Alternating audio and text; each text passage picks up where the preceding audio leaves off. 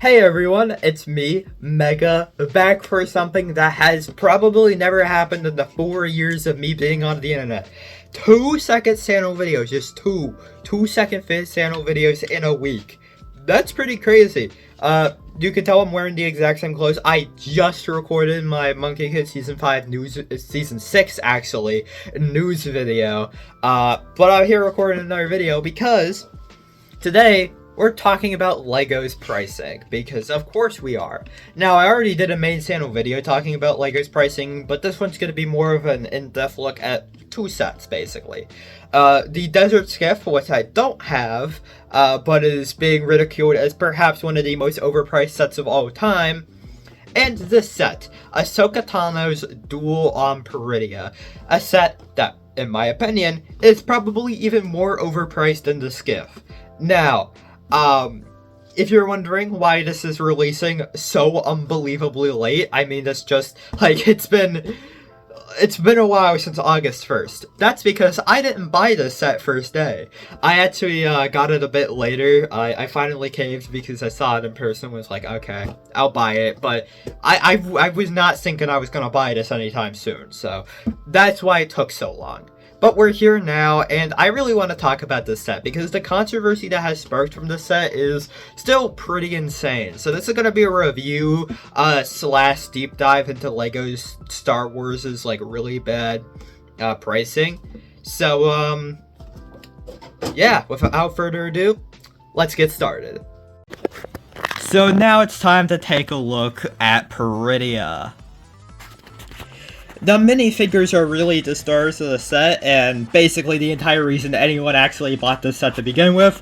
The Ahsoka Tano minifigure is actually better than I thought. The printing doesn't bleed, the orange doesn't bleed through the printing as much as I thought it would be. It's actually a really good figure.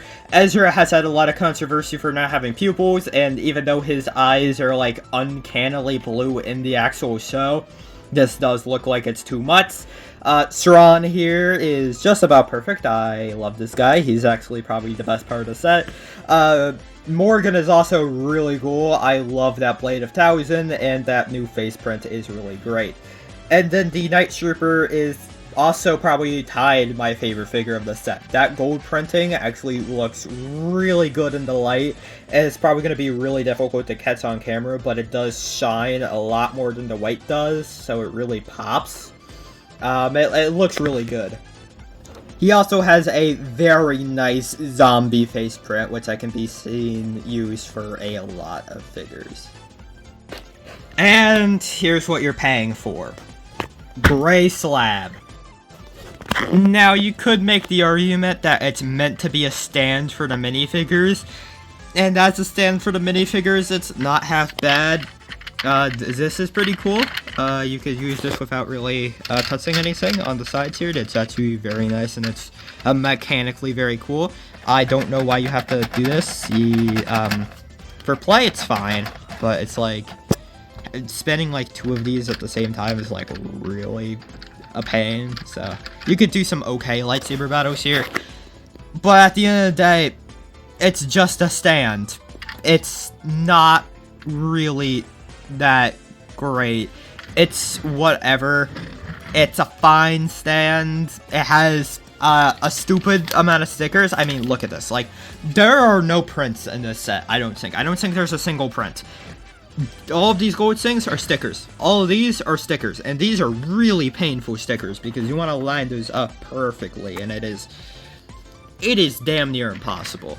And as a playset, it's fine. There's this in the back, which doesn't actually work. That is the most useless play feature ever. Like, you're supposed to take Ezra and put him on the back to recreate the jump, but like, bruh, it doesn't really work. Like, what? And at the end of the day, despite it being a cool stand, I'm not gonna lie, you're mostly gonna be seeing it from this angle, and it doesn't look great from this angle. It looks even more like a gray slab than it did before from that angle, which is a bit of a yikes. It could be fine, but you're paying a pretty hefty premium for this. And there's not much here. At the end of the day, this is a very cool minifigure stand, but it's not a very much worth the price, retail price at least. The figures are great, the stand is okay, but not worth 50 bucks, and if you are gonna pick this up, pick it up on discount, please. Please, like, I'm begging you, don't buy this at retail price. To really emphasize how insanely overpriced Peridia is, I'm gonna be spending the rest of the segment doing some comparisons to some other sets around a similar price point. Here is Jedi Bob's Jedi Starfighter, which just released also for on August 1st for $40. A set that a lot of people also say is overpriced, and I'd say that's about accurate. $40 for this is a bit much too. And you can see the figures are obviously a lot more detailed on Peridia. However, this, I'm pretty sure, has more pieces than Peridia. And it's $15 less. Now, I know price per piece isn't everything. Again, the figures on Peridia are quite a bit more detailed than the ones in Jedi Bob Starfighter. But it was still a comparison I thought I'd make because, like, it's not that big of a price difference, and it's like, this is less, and I think this is probably the overall better set, so I don't know, you can make your decision on these two. For the same price as Peridia, we have the tentative hallway diorama, or kind of diorama, and I think these sets are very similar. However, I feel like you're getting quite a bit more figures for this set. And I'd say the build is also quite a bit more enjoyable here, although they are pretty, I'd say that this build is a lot, like, more. There's a lot more to this build than there is to the Peridia build, so I don't know. Plus, you're getting an extra 25th anniversary figure, that is fives. The helmet's not great on this guy, but, like, that's still a nice little bonus figure that you're not really getting. That's also really detailed that you're not getting in Peridia. So, for the same price, this is a bit goofy. And then the final comparison I want to make is a Paz Vizsla versus Moff Gideon battle set, which released in June and retailed for $40 US. Now, compared to Peridia, I think this is the only time I'll say Peridia probably wins this, I'm not gonna lie. This thing is absolutely tiny. It is so tiny. It is so small. It is so small. I mean, the door is cool. It's a cool door. And when oh, there goes Moff Gideon. Paired with the battle pack, it's a very good set. But, I mean, I honestly think Peridia is probably better. I mean, it has more minifigures. The minifigures are, I'd say, very similar levels of quality. This set has more new molds with the Praetorian Guards and the Moff Gideon that ran away, but I think Peridia here probably gets better value. However, this is 200 pieces for $40. This is 350 for $55. So, we're just kind of comparing two very overpriced sets. So, I don't know, you can make your mind up about that. Now, even though Peridia has some cool elements, it has some cool features to it, $55 is pretty absurd, and I don't think anyone's gonna complain about that. Despite there being some cool building techniques and some cool stuff there, it's still just a gray slab. There's not really beating around the bush. It's a gray slab. No matter what you say, it is a gray slab. And I don't know what caused this set to be $55, right? It has, the figures aren't like the most detailed. Saran has dual molded legs and stuff. Like, yes, there is a good level of detail on these figures, but when you compare it to the other sets like I just did earlier, it's it's kind of crazy because it's like, I don't know what caused this set to be $55.